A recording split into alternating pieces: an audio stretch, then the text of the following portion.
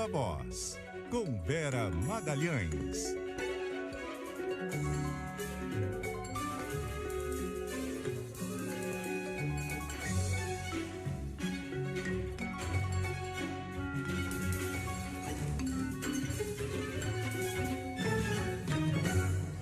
E aí, Vera?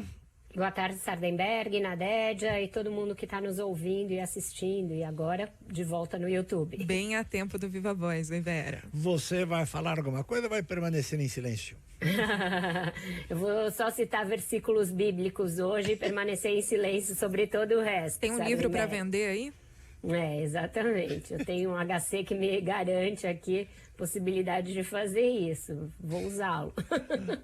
Vera, a gente olha a história aqui das vacinas no Brasil e tem o seguinte, a um determinado momento o governo recusou compras de vacina, né? No caso da Pfizer, por exemplo, não queria receber a Coronavac e tal.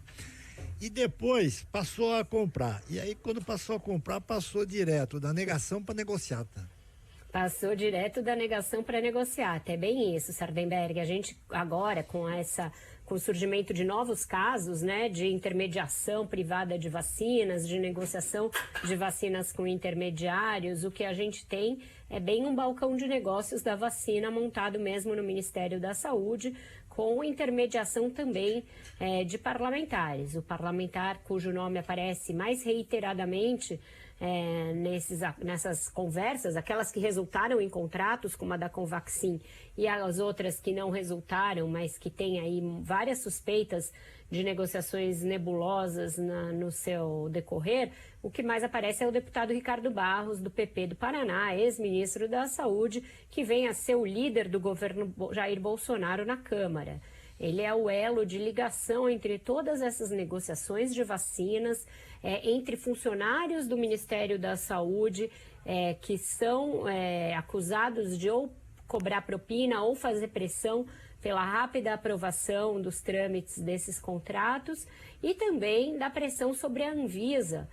Críticas à agência pela demora em aprovar algumas dessas vacinas que estavam sendo negociadas ali no balcão de negócios montado no Ministério da Saúde, e também tentativa de colocar esses servidores que têm acusação de estar ligados ao esquema como diretores da própria Anvisa. Então, uma triangulação que envolve o Ministério da Saúde, o Legislativo, com inclusive um projeto que foi aprovado a toque de caixa para a venda de vacinas pela iniciativa privada, que depois ficou trancado no Senado, mas que a Câmara aprovou muito rapidamente com uma ação muito proativa do mesmo Ricardo Barros e do presidente da Câmara, Arthur Lira, e também esse braço, essa tentativa de entrar na Anvisa para desembaraçar os negócios por lá, Sardenberg.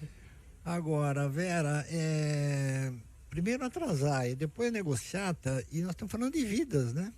Estamos falando de vidas. Esse caso novo falar $1 por vacina e tal, é como falar, sei lá, $10 por vida. É uma coisa... É uma coisa bárbara. Realmente, os termos expostos pelo empresário que falou a Folha de São Paulo, né? O empresário chama Luiz Paulo Dominguete Pereira. Ele representa a empresa da VAT Medical Supply.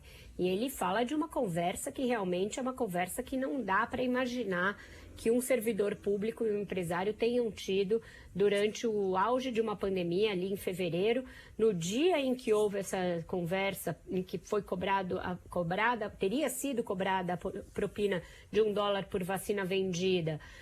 O Brasil atingia a já triste marca de 250 mil mortos na pandemia, e veja que de lá para cá a gente dobrou essa trágica marca, e os termos são bastante indigentes. O que eu acho que é importante a gente também salientar, Sardenberg, para não comprar uma narrativa pronta.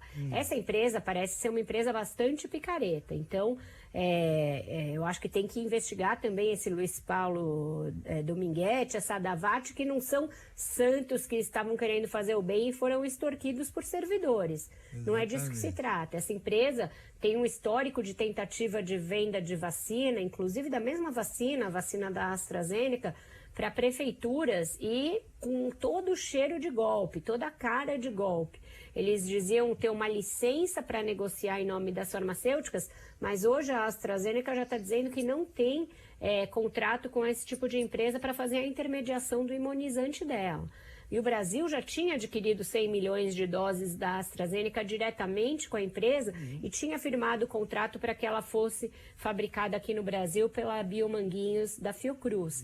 Então, se o negócio houve, os dois lados estavam querendo lucrar à custa da tragédia da pandemia e à custa do erário. Tanto os funcionários do Ministério da Saúde, aí com possíveis ligações com deputados, quanto essa empresa, que parece ser uma empresa bem picareta, aliás, como todas essas, Precisa, todas essas empresas que surgem nessa janela de oportunidade da negociação das vacinas, elas têm um histórico de problemas com o próprio Ministério da Saúde, com outros órgãos federais. Então, a CPI tem que ver todos esses braços. Exatamente. Porque, como você falou, tem cheiro de picaretagem, né? Cor de picaretagem. Cor de picaretagem de todos os lados, né? É isso aí. Agora, a grande questão, Sardenberg, a política, né? O governo está tentando buscar uma saída. Hoje eu escrevi sobre as várias versões que ele inventou para o caso Covaxin. Uma não conversa com a outra. Logo em seguida já foi atropelado por esse outro caso aí da Davat Medical Supply. O que o governo está pensando agora? O que fazer com este aliado chamado Ricardo Barros? Jogá-lo ao mar ou mantê-lo? Jogá-lo ao mar significaria circunscrever o escândalo à Câmara, dizer que o Bolsonaro não tinha nada a ver com isso, que assim que soube afastou o servidor, que no governo dele não tem corrupção, que ainda não pagou um centavo. Isso é uma coisa. Mas jogá-lo ao mar tem um preço político bastante alto de começar a rifar aliados do Centrão.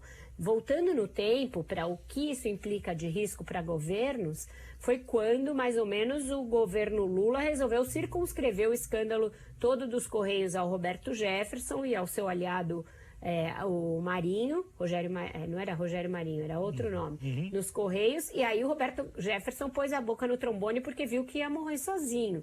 Então isso tudo está sendo calculado. Eu falei com o ministro Palaciano hoje, que disse que tem muito ruído, que ainda tem que separar o que é ruído e o que é concreto nessa história, e que todas as opções estão na mesa. O governo está vendo como está buscando uma saída. Essa expressão buscando uma saída é literal dele. Estamos buscando uma saída. Então não está descartado tirar o Ricardo Barros da liderança, mas isso certamente tem um preço político.